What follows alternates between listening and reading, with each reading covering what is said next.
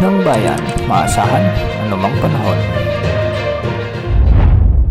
Magandang araw po sa ating lahat. Narito ang update sa lagay ng panahon ngayong araw ng Miyerkules, September 18, 2024. Sa kasalukuyan ay patuloy na lumalayo sa ating bansa si dating bagyong Hiner at ito ay kumikilos na ng pakanluran at posibleng lumakas bilang tropical storm habang kumikilos patungo sa may Vietnam. Samantala may bagyo pa rin tayong minomonitor at nakapasok na sa ating area of responsibility ang bagyong may international name na Pulasan at pinangalanan na ito ng Pag-asa bilang bagyong Helen. Sa mga susunod na oras ay posible rin itong lumabas sa ating PAR at tutumbukin naman ang Eastern China bilang severe tropical storm. Sa paglayo ng mga bagyong ito, asahan ang pag-enhance ng habagat o paglakas ng habagat na hinihila lalo na ni bagyong Helen. Ngayong araw posibleng makaranas ng malalakas na pag-ulan o hanggang sa matitinding pag-ulan o katumbas ng 100 to 200 mm na pag-ulan sa bahagi ng Palawan, Occidental Mindoro, Aklan, Antique at Negros Occidental.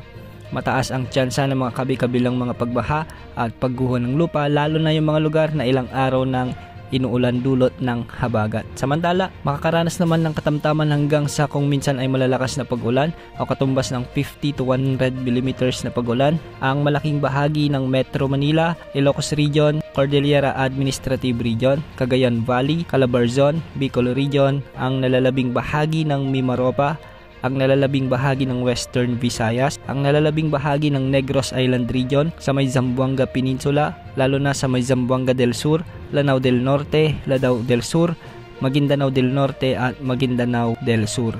Ang mga lugar nito ay posibleng makaranas ng mga malalakas na pag-ulan kaya posible o hindi inaalis ang posibilidad ng pagbaha at pagguho ng lupa lalo na sa mga lugar na madalas apektado ng habagat. Samantala ang nalalabing mga bahagi naman ng Luzon at Visayas at ang hilagang kanlurang bahagi ng Mindanao ay patuloy na makakaranas din ng makulimlim na papawirin at kalat-kalat na mga pag-ulan at localized thunderstorms.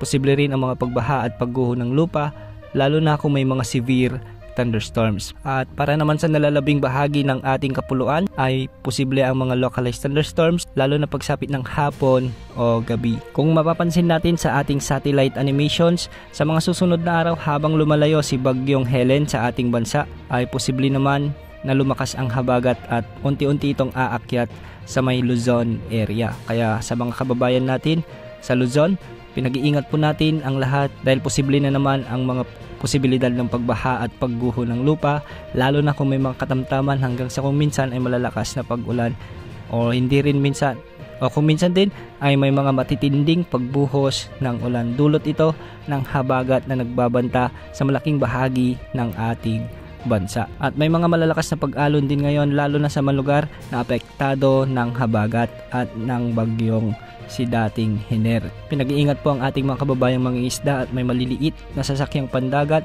na pumalaot o hanggat maaari ay iwasan muna ang pumalaot sa ating mga karagatan. Ayon naman sa mga wind outlook, may posibilidad na mabuong low pressure area muli mula sa cloud cluster na nasa silangan ng Luzon o sa may silangan ng Visayas. Sa mga susunod na araw ay ating i-monitor ito dahil posible rin itong maging bagyo ayon sa pinapakita ng ilang wind models. Yan muna ang update sa lagay ng panahon ngayon. Ito po ang weather update ng bayan. Maasahan anumang panahon.